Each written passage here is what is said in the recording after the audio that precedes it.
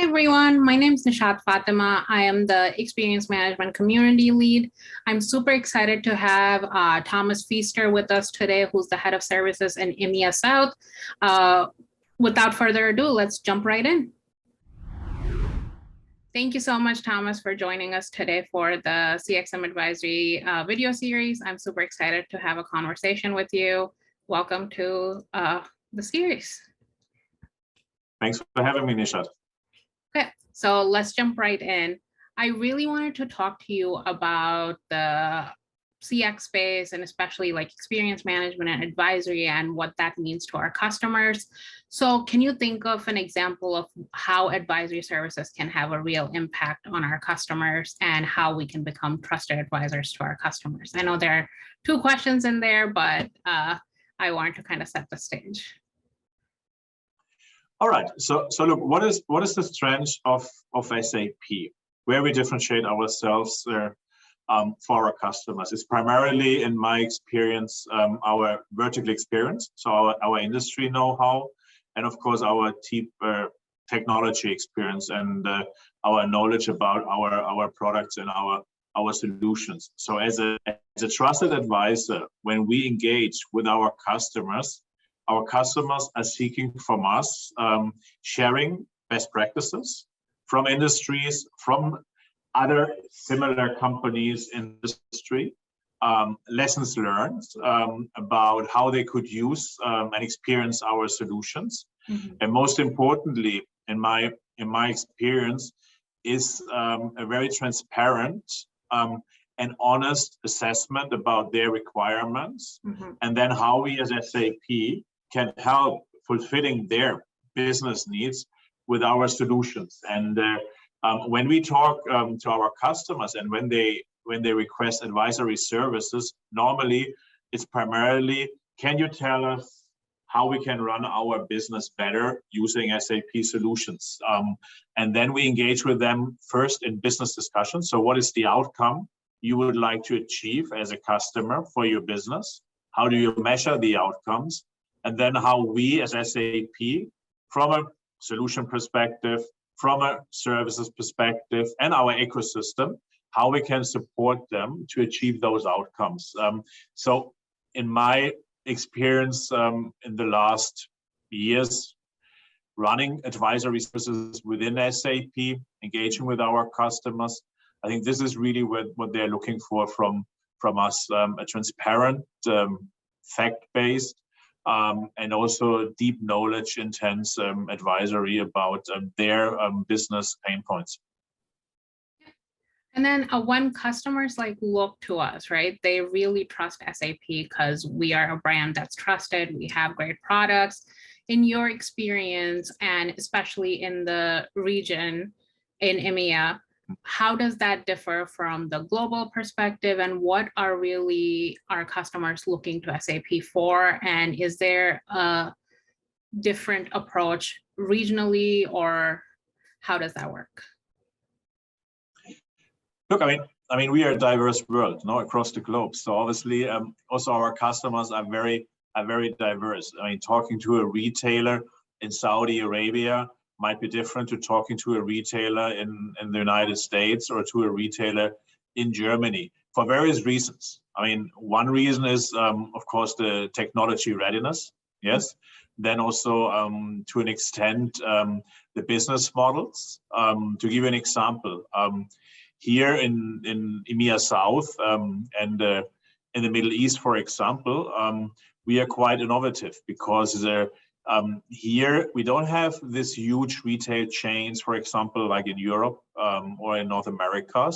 So the customers here, our customers and their customers, the end customers, are much more used, for example, to e-commerce. Yeah. So because you don't have brick and mortar stores here at each corner. So if I look at Dubai, for example, the whole retail business is e-commerce based and is delivery based. So when we look at this, where traditional retailers want to get to, perhaps in the near future, in the Middle East, the business started already in that way, and if I look from our, I mean, product and solution portfolio, obviously we provide the same solutions to all the customers in the world. But then there's a different way also for our customers to consume those solutions. Going back also into the maturity of the ecosystem, the maturity of the environment the customers are operating in. And in my experience, looking in EMEA South, the beauty here is that you have a whole diverse market. You have 75 countries. You have countries, they just started the last 10 years, which is from an SAP perspective, a very short period to embark on SAP. And you have countries there, they're SAP customers since 40 years. Yeah. And this, I think this is the big difference here. The diversity across the different markets, and also the diversity of our own people. Yep. No, that's a really good point, right? Everybody looks for different things, and there are different ways and different experiences on how consumers want to relate to business. So like, since I talked about experience a little bit, where does experience management fit in the entire sphere of things here? How are we helping our customers, and how are we advising them? Look, I mean, generally experience. Let's look at experience as a customer experience. And if I put myself, I mean, I'm a customer. You're a customer. We're all customers. What do we expect from solution providers, products? What we expect from service providers as customers? We expect an end-to-end experience. Yeah. We expect not only to get a product sold or get a service provided. We would like to get a holistic experience from the moment we purchase, but also post-sales. Yeah. And of course, to be advised, back to the initial question about trusted advisory, what could be the next step on my journey with a service, with a product? So for me, experience management means, in a sense, providing our customers an end-to-end experience. And this is why we have LACE in SAP. Yeah, why we're talking about land, adopt, consume, and expand. Yeah, we're talking about customer journey, customer experience. We're not talking about selling a customer a solution or a product. We're talking about providing the product and the solution, supporting the adoption, assisting the customer during the consumption, and eventually help the customer to expand further according to their business needs. And this is where the cycle goes back into land. So it's a cycle in my view, experience management, which ideally never stops, because customer business are evolving, business models are evolving. Customers today operate their business differently, and quite frankly, specifically the last 2 years, differently than before. So there's a continuous evolution of the business models, and with that also the experience and the requirements towards SAP is changing. Yeah. And our role as SAP is to provide the customer an experience from the moment they consider SAP as a solution till they implemented the solution and they get the business benefits on it. Yep, that's so true. And like that customer journey is super important, right? And how we are helping our customers with that journey. And since SAP, we don't deal with customers with just like one product. We have a huge portfolio and things like that. And we are actually helping them and co-innovating with customers too, right? So in the past 2 years, we have seen a lot of disruption. We have seen like COVID have an impact. How does that impact innovation at SAP? Look, I think it's a huge opportunity for our customers and for SAP as well, because sometimes things happen also to trigger change, and if you look at it, we were all forced to change the way we operate. Yeah, I mean, we all were forced to work virtually. And then we realized that this is actually a good working model. And now it's going to be the new normal and the new standards. And the same is with our customers. I mean, coming from a services organization, I remember how often our customers were saying, we cannot have remote delivery. You need to be with us. Yeah? Which of course is an expense for them. which at the end is not creating incremental value. It could be spent differently, this investment. And now in this 2 years, our customers, and we realize that working remotely, adopting software remotely with our customers actually works quite well, which means we can free up additional funds where the customer can invest in additional software.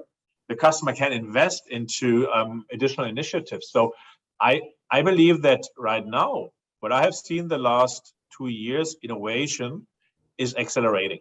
Mm-hmm. And you said it rightly. We co-innovate with our customers a lot. Right now there is a shortage of supply chain. We all realize that the global supply chain right now is stuck. The supply is difficult in many industries. So customers are approaching us. How you can support us, and now we're adjusting our Ariba networks, etc., to help them to overcome this. Now the other thing is, if you think about sustainability, which is a big topic now. And it will accelerate because and that's my personal view, I think we all lost a little bit the fear about moving out from something which we are used to, into something new. And that's also innovation, to explore new things. Yes. And with the situation the last 2 years, if I can say one thing which was good about it, all the bad things about it, is that it helps us all to rethink the way, or us and our customers, the way we operate, and with that also drive us and force us into innovation. I mean, just if I talk about me personally, yes, I mean, I haven't had an office at home because I was used to go to the office. So the moment the pandemic started, I had to innovate my whole living space into an office. Yes, and that's just one small example where innovation came out all the way in the last 2 years. So I believe now and in the next years, we will innovate a lot. Business models will innovate from our customers, and with that also our products, our solutions, and our customer experience will innovate. Yeah, no, that's so true. And you mentioned the pandemic and how it changed all of us, right? I don't have a space at home either, but I had to create one, and it was, I want to say it was fun. At the same time, you think out of the box and you get more creative. I really like that. And I think being part of SAP and not being biased at all, that's what we do best. We listen to our customers and we adapt and we learn and go from there. Yeah, couldn't agree more on that. Yeah. Any last thoughts for our audience here? No, look, I mean, my thoughts right now in that current situation we are all in is, as I said just now, is innovate together with our customers, focus on customer outcomes, and focus on customer experience. I think here there's always a way to improve. Yeah, regardless how far we reached. Yeah. We can always serve our customers better. We can always be closer to our customers. That's the only thought I have. That's what's driving me every day, is getting close to our customers, listen to them, and help them to run their business better. Awesome. Thank you so much. And thank you for taking the time and speaking with me today. My pleasure, Nishat. Appreciate it. Thank you.